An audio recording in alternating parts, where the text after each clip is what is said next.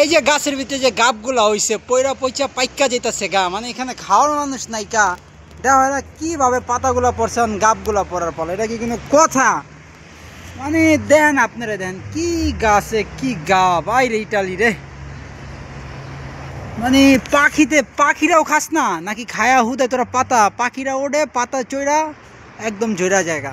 গাছটা কিন্তু পাতা অনেক আসছিল, বর্তমান যেহেতু শীত গাইস, তো এর জন্য পাতাগুলো পড়তেছে। আর গাবগুলা দেখেন, মানে পাতার চিকা রাইট নাও গাব কিন্তু অনেক। আমি দেখাইতেছি আপনাদের, দেখছেন? মাশাল্লাহ মাশাল্লাহ, আল্লাহর কুদরত, হে আল্লাহ। কিন্তু খাইতে পারলে ভালোই তো, গাবটি পাইকা পাইকা রয়েছে, এক একটা লাল টগর টগর গাব। হ্যাঁ, ওই যে গাবগুলো আমি আরও জুম করে দেখাইতেছি আপনাদের, ফোকাসটা নিয়ে নেই।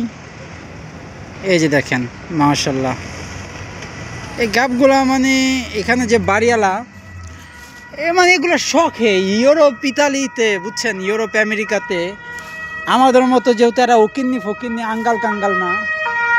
ওই আস্তে আস্তে, তো আমাদের মতো এরা যেমন বাংলাদেশ, ইন্ডিয়া, পাকিস্তান, নেপাল এইসব দেশের মতো আঙ্গাল কাঙ্গাল না। তো এরা শখে লাগায় দেখতে সৌন্দর্য, ঠিক আছে, খাওয়ার জন্য না। এই যে অলিভ গাছ, অলিভ লাগাইছে, হইছে পয়রা পয়রা পইচা নিচে পয়রা গেছে, কেউ খায় না কেউ ধরে নাই, সৌন্দর্য। 3 ফল গাছ, তো বাড়ির আঙিনায় চারোপাশে এমন ফল গাছ লাগায় রাখছে। তো এরা শখে লাগায়, ঠিক আছে, কইছে শখ। আসলে যেই দেশের যেই ঠিক আছে, মানুষের অভাবে স্বভাব নষ্ট হয়ে যায়। গাছটা যদি আজকে বাংলাদেশে থাকতো, যদি ঢাকা সিটিতেও থাকতো বা গ্রাম অঞ্চলে থাকতো, পোলা পাইন ভাই ব্রাদাররা চুরি চামারি কইরা যেমনি হোক নিত, কারণ ওই জায়গায় নায়িকা, অভাবে মানুষের স্বভাব নষ্ট হয়। তো জিতো বাংলাদেশ, সবাইকে স্বাগতম ভিডিওটা দেখার জন্য। তো ওকে লাইক কমেন্ট ইচ্ছা মতো করে দাও। Bye bye, take care.